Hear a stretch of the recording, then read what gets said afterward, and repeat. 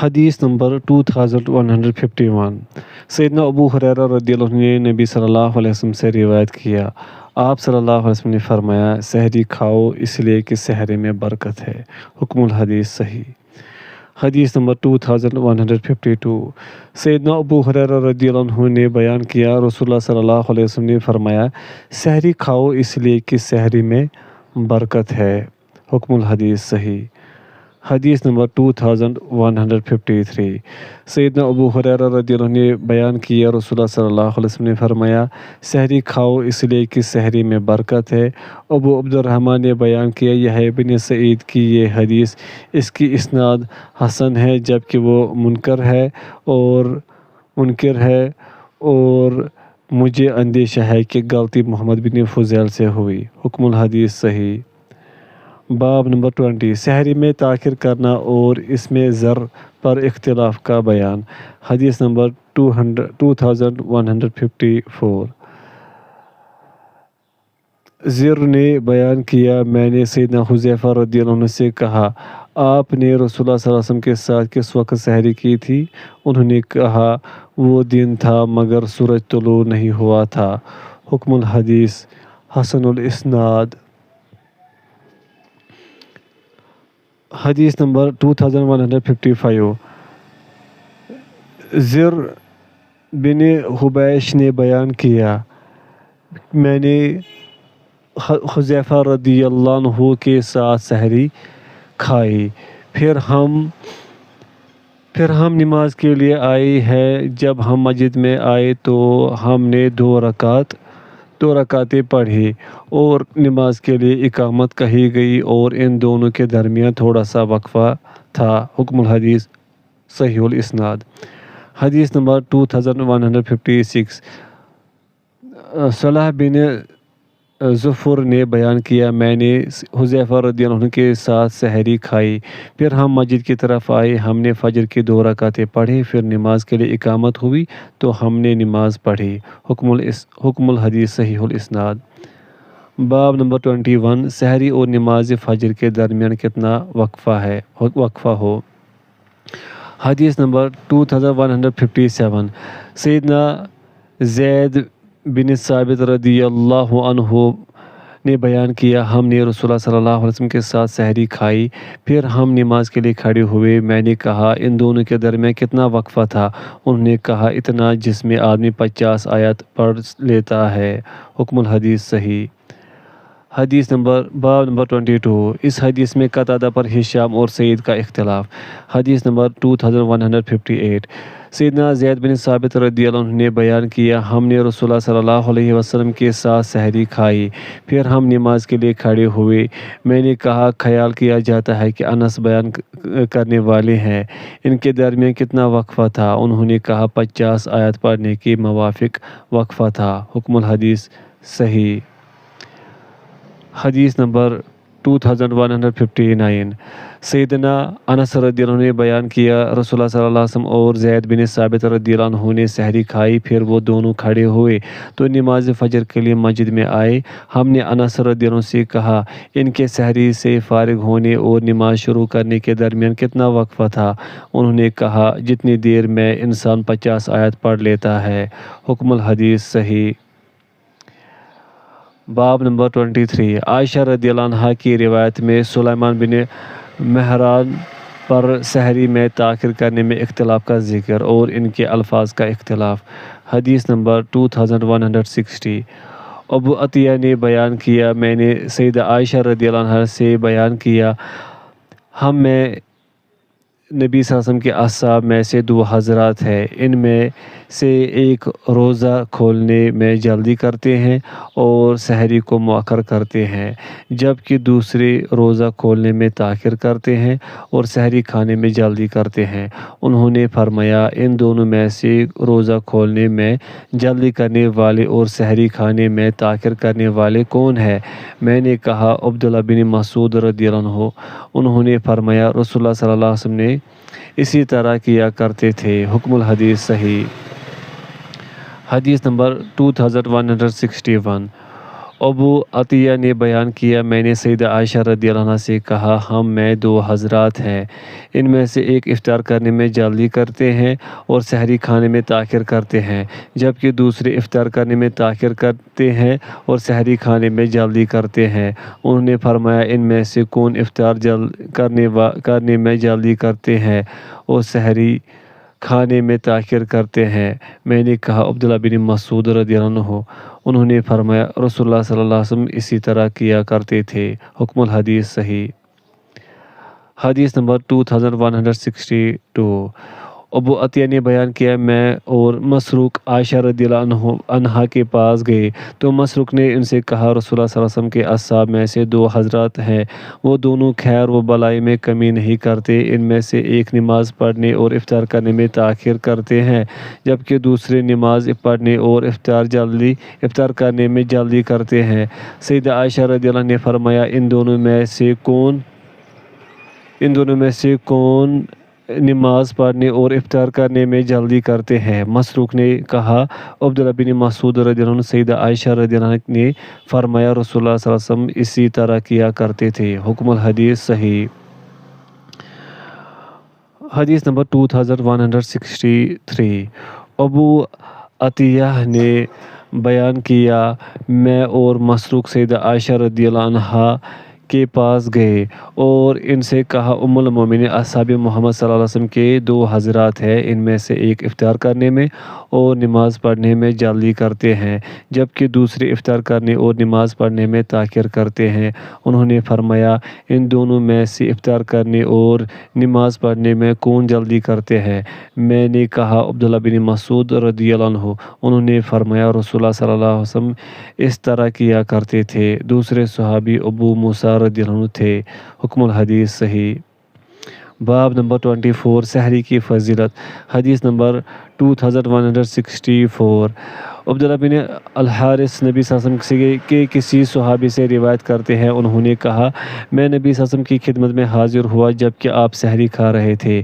آپ صلی اللہ علیہ وسلم نے فرمایا یہ برکت ہے جو اللہ نے تمہیں عطا فرمائی ہے بس اسے نہ چھوڑو۔ حکم الحدیث صحیح۔ باب نمبر 25 سحری کی دعوت۔ حدیث نمبر 2165۔ سیدنا ارباز بن ساریہ رضی اللہ عنہ نے بیان کیا میں نے رسول اللہ صلی اللہ علیہ وسلم کو ماہ رمضان میں سحری کی دعوت دیتے ہوئے سنا۔ آپ صلی اللہ علیہ وسلم نے فرمایا صبح کے مبارک کھانے کی طرف آؤ۔ حکم الحدیث صحیح۔ باب نمبر 26 سحری کو صبح کے کھانے کا نام دینا۔ حدیث نمبر 2166۔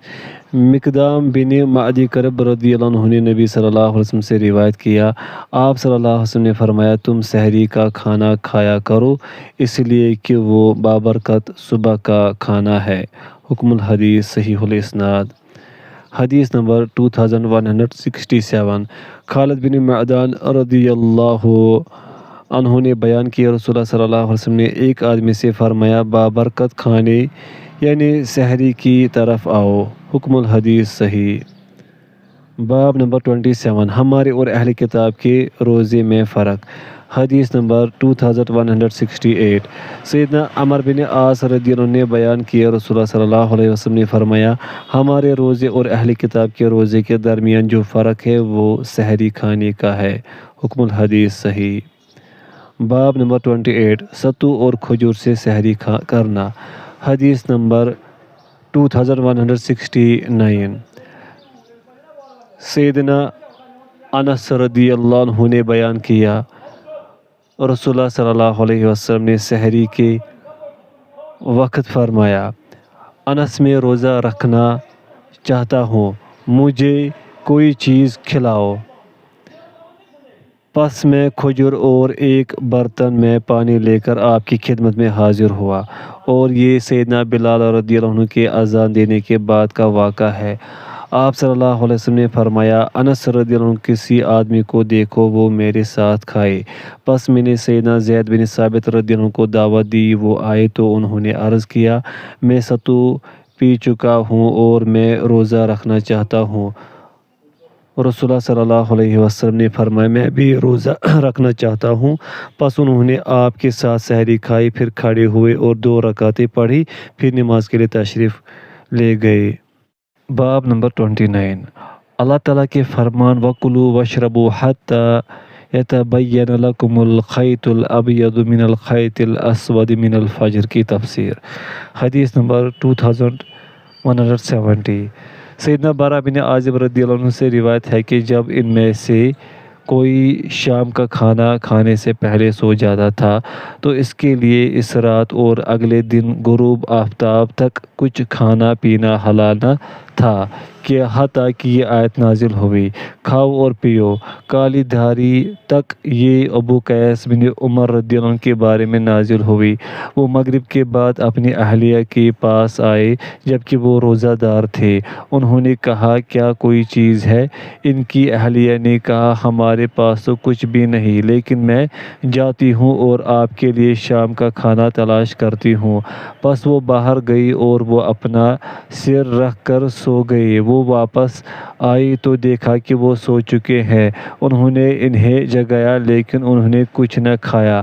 انہوں نے رات گزاری، صبح کچھ کھانے پینے کے بغیر روزے کی حالت میں صبح کی، حتیٰ کہ دوپہر ہوئی تو وہ بے ہوش ہو گئے، اور یہ اس آیت کے نازل ہونے سے پہلے کا واقعہ ہے۔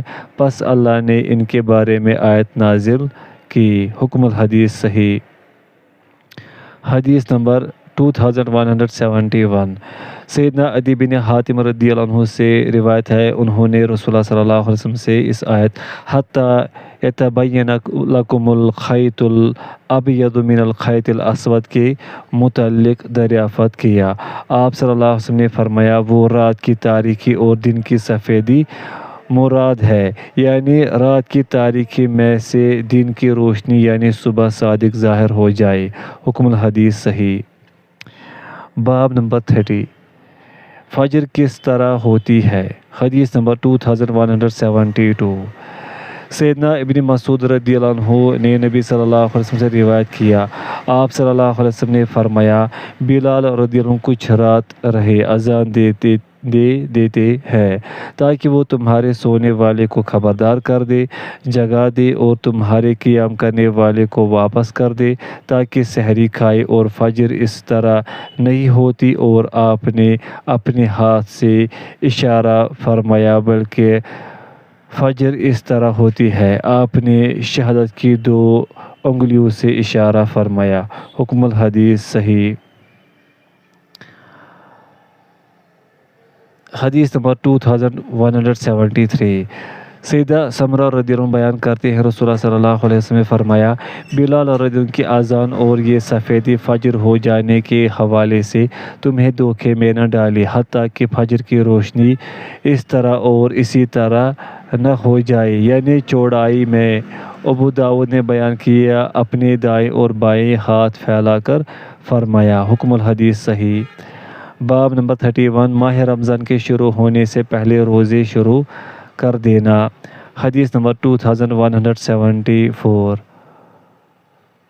سیدنا ابو ہریرہ رضی اللہ عنہ نے رسول اللہ صلی اللہ علیہ وسلم سے روایت کیا، آپ نے فرمایا کوئی شخص رمضان سے پہلے روزے نہ رکھے مگر کوئی آدمی معمول سے روزے رکھتا ہو اور وہ دن اس کے روزے پر آ جائے تو اس دن کا بھی روزہ رکھ لے۔ حکم الحدیث صحیح۔ باب نمبر 32، اس حدیث میں ابو سلمہ پر یحییٰ بن ابی کثیر اور محمد بن عمر کے اختلاف کا ذکر۔ حدیث نمبر 2175۔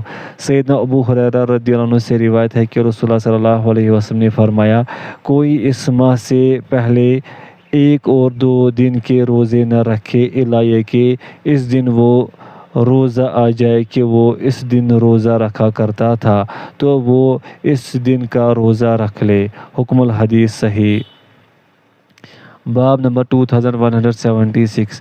سیدنا ابن عباس رضی اللہ عنہما نے بیان کیا رسول اللہ صلی اللہ علیہ وسلم نے فرمایا اس ماہ سے پہلے 1 آدمی اور 2 دن روزہ نہ رکھو مگر یہ کہ وہ دن آ جائے کہ تم میں سے کوئی اس دن روزہ رکھا کرتا تھا تو وہ اس دن کا روزہ رکھ لے۔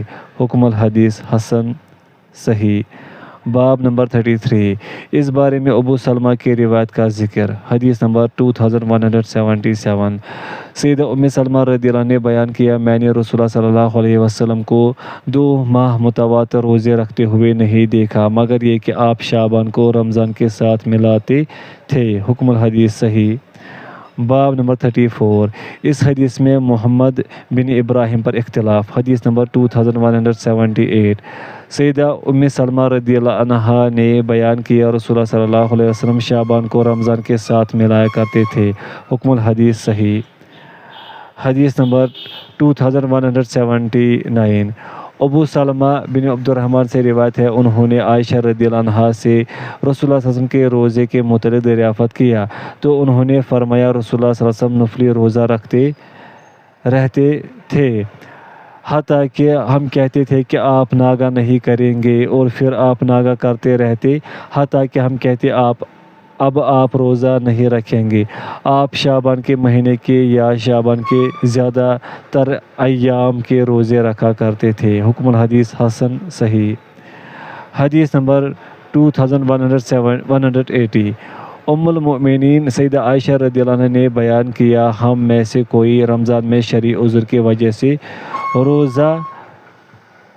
روزہ نہیں رکھتی تھی تو پھر وہ ان کی قضا نہیں کرتی تھی حتیٰ کہ شعبان آ جاتا تھا، اور رسول اللہ صلی اللہ علیہ وسلم جس قدر شعبان کے روزے رکھا کرتے تھے اس قدر اور کسی ماہ میں روزے نہیں رکھا کرتے تھے۔ آپ اس ماہ کے زیادہ تر روزے رکھا کرتے تھے بلکہ آپ اس سارے ماہ کے روزے رکھا کرتے تھے۔ حکم الحدیث صحیح۔ حدیث نمبر 2181 ابو سلمہ نے بیان کیا، میں نے سیدہ عائشہ رضی اللہ عنہا سے دریافت کیا تو میں نے عرض کیا، رسول اللہ صلی اللہ علیہ وسلم کے روزے کے متعلق مجھے بتائیے۔ انہوں نے فرمایا، آپ نفلی روزہ رکھتے رہتے تھے حتیٰ کہ ہم کہتے کہ آپ روزے میں ہی رہیں گے، اور افطار کرتے حتیٰ کہ ہم کہتے اب آپ نفلی روزہ نہیں رکھیں گے۔ آپ شعبان سے زیادہ کسی مہینے میں روزے نہیں رکھتے تھے، آپ ماہ شعبان کے چند دنوں کے سوا روزے رکھا کرتے تھے بلکہ تمام شعبان روزے رکھتے تھے۔ حکم الحدیث صحیح۔ حدیث نمبر 2182 ام المؤمنین سیدہ عائشہ رضی اللہ عنہ نے بیان کیا، رسول اللہ صلی اللہ علیہ وسلم سال میں شعبان کے مہینے کے سب سے زیادہ نفلی روزہ رکھا کرتے تھے۔ آپ تمام شعبان کے روزے رکھا کرتے تھے۔ حکم الحدیث صحیح۔ حدیث نمبر 2183 ام المؤمنین سیدہ عائشہ رضی اللہ عنہ نے بیان کیا، نبی صلی اللہ علیہ وسلم شعبان کے روزے رکھا کرتے تھے۔ حکم الحدیث صحیح الاسناد۔ حدیث نمبر 2184 ام المؤمنین سیدہ عائشہ رضی اللہ عنہ نے بیان کیا، مجھے رسول اللہ صلی اللہ علیہ وسلم کے بارے میں معلوم نہیں کہ آپ نے کبھی ایک رات میں سارا قرآن پڑھا ہو، یا آپ نے صبح ہونے تک پوری رات قیام کیا ہو، یا آپ نے رمضان کے علاوہ کبھی کسی پورے مہینے کے روزے رکھے ہوں۔ حکم الحدیث صحیح۔ حدیث نمبر 2185 عبداللہ بن شقیق نے سیدہ عائشہ رضی اللہ عنہ سے روایت کیا، انہوں نے کہا، میں نے ان سے رسول اللہ صلی اللہ علیہ وسلم کے روزے کے متعلق سوال کیا، انہوں نے فرمایا، رسول اللہ صلی اللہ علیہ وسلم روزہ رکھا کرتے تھے حتیٰ کہ ہم کہتے کہ آپ روزہ رکھتے رہیں گے، اور آپ روزہ رکھنا موقوف فرما دیتے حتیٰ کہ ہم کہتے کہ آپ روزہ رکھنا موقوف رکھیں گے، اور آپ جب سے مدینہ تشریف لائے آپ نے رمضان کے علاوہ کسی اور مہینے کے مکمل روزے نہیں رکھے۔ حکم الحدیث صحیح۔ حدیث نمبر 2186 عبداللہ بن شقیق نے بیان کیا، میں نے سیدہ عائشہ رضی اللہ عنہ سے کہا، کیا رسول اللہ صلی اللہ علیہ وسلم نماز چاشت پڑھا کرتے تھے؟ انہوں نے فرمایا، نہیں، مگر یہ کہ آپ سفر سے واپس تشریف لاتے۔ میں نے کہا، کیا رسول اللہ صلی اللہ علیہ وسلم کسی مہینے کے روزے رکھتے تھے؟ انہوں نے فرمایا، نہیں، مجھے معلوم نہیں کہ آپ رمضان کے علاوہ مہینے کے پورے روزے رکھتے ہوں، اور آپ کسی ماہ روزہ رکھنا موقوف نہیں کرتے تھے حتیٰ کہ اس کے کچھ ایام روزہ رکھا کرتے تھے حتیٰ کہ آپ وفات پا گئے۔ حکم الحدیث صحیح۔ حدیث نمبر 2187 عبداللہ بن شقیق نے بیان کیا، میں نے سیدہ عائشہ رضی اللہ عنہا سے کہا، کیا رسول اللہ صلی اللہ علیہ وسلم نماز چاشت پڑھا کرتے تھے؟ انہوں نے فرمایا، نہیں، مگر یہ کہ وہ کسی سفر سے واپس تشریف لائے۔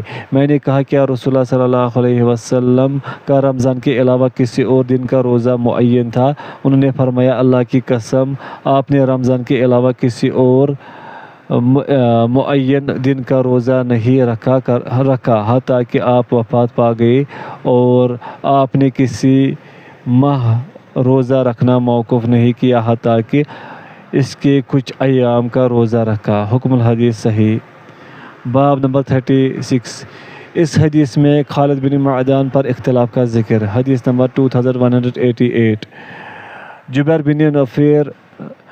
بن نفیر سے روایت کرتے ہیں، ایک آدمی نے سیدہ عائشہ رضی اللہ عنہا سے روزے کے بارے میں دریافت کیا تو انہوں نے فرمایا، رسول اللہ صلی اللہ علیہ وسلم پورا شعبان روزہ رکھا کرتے تھے، اور آپ صلی اللہ علیہ وسلم سوموار اور جمعرات کے روزے کے لیے کوشاں رہتے تھے۔ حکم الحدیث صحیح۔ حدیث نمبر 2189 ام المومنین سیدہ عائشہ رضی اللہ عنہا نے بیان کیا، رسول اللہ صلی اللہ علیہ وسلم شعبان اور رمضان کے روزے رکھا کرتے تھے، اور آپ صلی اللہ علیہ وسلم سوموار اور جمعرات کے روزے کے لیے کوشاں رہتے تھے۔ حکم الحدیث صحیح۔ باب نمبر 37 شک کے دن کا روزہ۔ حدیث نمبر 2190 صلح نے بیان کیا، ہم عمار رضی اللہ عنہ کے پاس تھے تو ان کے پاس ایک بنی ہوئی بکری لائی گئی تو انہوں نے فرمایا، کھاؤ۔ پس ایک شخص الگ ہو گیا، اس نے کہا، میں روزہ دار ہوں۔ سیدنا عمار رضی اللہ عنہ نے فرمایا، جس نے شک کے دن کا روزہ رکھا تو اس نے ابو القاسم صلی اللہ علیہ وسلم کی نافرمانی کی۔ حکم الحدیث صحیح۔ حدیث نمبر 2191 سماک نے بیان کیا، میں ایک دن اکرمہ رضی اللہ عنہ کے پاس گیا جس کے بارے میں شک کیا گیا تھا کہ وہ رمضان کا دن ہے یا شعبان کا۔ جب میں وہاں پہنچا تو دیکھا وہ روٹی، ترکاری اور دودھ تناول کر رہے تھے۔ انہوں نے مجھے فرمایا، آؤ کھاؤ۔ میں نے کہا، میں روزہ دار ہوں۔ انہوں نے اللہ کی قسم کھا کر کہا، تم روزہ توڑو گے؟ میں نے دوبارہ کہا، سبحان اللہ۔ پس جب میں نے انہیں حلف اٹھاتے ہوئے دیکھا کہ وہ استثناء نہیں کر رہے تو میں نے آگے بڑھ کر کہا، اب لاؤ جو تمہارے پاس ہے۔ انہوں نے کہا، میں نے ابن عباس رضی اللہ عنہما کو فرماتے ہوئے سنا، رسول اللہ صلی اللہ علیہ وسلم نے فرمایا، اس رمضان کے چاند کی رویت پر روزہ رکھنا شروع کرو اور اس شوال کے چاند کی رویت پر روزہ رکھنا بند کر دو۔ اگر بادل یا اندھیرا حائل ہو جائے تو پھر شعبان کی 30 گنتی پوری کر لو، نہ اس مہینے کا استقبال کرو اور نہ شعبان کو ایک دن کے ذریعے رمضان کے ساتھ ملاؤ۔ حکم الحدیث صحیح۔ باب نمبر 38 شک کے دن کے روزے کے بارے میں آسانی۔ حدیث نمبر 2192 سیدنا ابو ہریرہ رضی اللہ عنہ نے رسول اللہ صلی اللہ علیہ وسلم سے روایت کیا کہ آپ صلی اللہ علیہ وسلم فرمایا کرتے تھے، سن لو، اس رمضان کے مہینے سے ایک دن یا 2 دن پہلے روزہ رکھنا شروع نہ کرو، مگر یہ کہ کوئی شخص معمول سے روزے رکھتا ہو تو وہ اس کے روزے رکھ لے۔ مثلاً ایک شخص سوموار کے دن روزہ رکھتا ہے، اگر شک والا دن سوموار ہو تو وہ معمول کے مطابق سوموار کا روزہ رکھ سکتا ہے۔ حکم الحدیث صحیح۔ باب نمبر 39 جو ایمان اور ثواب کی نیت سے رمضان کا قیام کرتا ہے اور اس کا روزہ رکھتا ہے، اس کا ثواب اور اس کے بارے میں خبر میں زہری پر اختلاف۔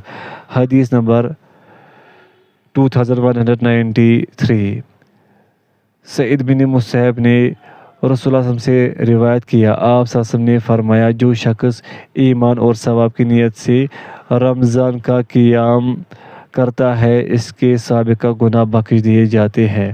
حکم الحدیث ما قبل سے مل کر صحیح۔ حدیث نمبر 2194 نبی صلی اللہ علیہ وسلم کی زوجہ محترمہ عائشہ رضی اللہ عنہا نے بیان کیا کہ رسول اللہ صلی اللہ علیہ وسلم قیام رمضان کے بارے میں ترغیب دیا کرتے تھے، لیکن اس بارے میں تاکیدی حکم نہیں دیا کرتے تھے۔ آپ فرماتے تھے، جو ایمان اور ثواب کی نیت سے رمضان کا قیام کرتا ہے، اس کے سابقہ گناہ بخش دیے جاتے ہیں۔ حکم الحدیث حسن صحیح۔ حدیث نمبر 2195 ام المومنین سیدہ عائشہ رضی اللہ عنہا نے بیان کیا کہ رسول اللہ صلی اللہ علیہ وسلم رات کے وقت تشریف لے گئے، آپ مسجد میں نماز پڑھتے تھے، بس آپ نے لوگوں کو نماز پڑھائی اور حدیث بیان کی، اور اس میں ہے انہوں نے فرمایا آپ انہیں قیام رمضان کے بارے میں ترغیب دیتے تھے، تاکیدی حکم نہیں دیتے تھے، اور فرماتے تھے جو شب قدر کا ایمان و احتساب کے ساتھ قیام کرتا ہے اس کے سابقہ گناہ بخش دیے جاتے ہیں۔ انہوں نے بیان کیا رسول اللہ صلی اللہ علیہ وسلم وفات پا گئے اور امر اسی پر تھا۔ حکم الحدیث صحیح الاسناد۔ حدیث نمبر 2196۔ سیدنا ابو ہریرہ رضی اللہ عنہ نے بیان کیا میں نے رسول اللہ صلی اللہ علیہ وسلم کو رمضان کے بارے میں فرماتے ہوئے سنا، جو شخص ایمان و احتساب کے ساتھ اس کا قیام کرتا ہے اس کے سابقہ گناہ بخش دیے جاتے ہیں۔ حکم الحدیث صحیح۔ حدیث نمبر 2197۔ ام المومنین سیدہ عائشہ رضی اللہ عنہا نے بیان کیا کہ رسول اللہ صلی اللہ علیہ وسلم رات کے حصے میں گھر سے تشریف لے گئے، آپ صلی اللہ علیہ وسلم نے مسجد میں نماز پڑھی اور حدیث بیان کی، اس میں بیان کیا رسول اللہ صلی اللہ علیہ وسلم انہیں قیام رمضان کے بارے میں ترغیب دیا کرتے تھے لیکن انہیں تاکیدی حکم نہیں فرماتے تھے، اور آپ صلی اللہ علیہ وسلم فرماتے تھے جو ایمان و احتساب کے ساتھ رمضان کا قیام کرتا ہے اس کے سابقہ گناہ بخش دیے جاتے ہیں۔ حکم الحدیث صحیح۔ حدیث نمبر 2198۔ سیدنا ابو ہریرہ رضی اللہ عنہ نے بیان کیا میں نے رسول اللہ صلی اللہ علیہ وسلم کو رمضان کے متعلق بیان کرتے ہوئے سنا، جو ایمان و احتساب کے ساتھ اس کا قیام کرتا ہے اس کے سابقہ گناہ بخش دیے جاتے ہیں۔ حکم الحدیث صحیح۔ حدیث نمبر 2199۔ سیدنا ابو ہریرہ رضی اللہ عنہ نے بیان کیا رسول اللہ صلی اللہ علیہ وسلم نے فرمایا جو ایمان اور احتساب کے ساتھ رمضان کا قیام کرتا ہے اس کے سابقہ گناہ بخش دیے جاتے ہیں۔ حکم الحدیث صحیح۔ حدیث نمبر 2200۔ سیدنا ابو ہریرہ رضی اللہ عنہ نے بیان کیا رسول اللہ صلی اللہ علیہ وسلم قیام رمضان کے بارے میں ترغیب دیا کرتے تھے لیکن انہیں تاکیدی حکم نہیں فرماتے تھے، آپ صلی اللہ علیہ وسلم نے فرمایا جو ایمان اور احتساب کے ساتھ رمضان کا قیام کرتا ہے اس کے سابقہ گناہ بخش دیے جاتے ہیں۔ حکم الحدیث صحیح۔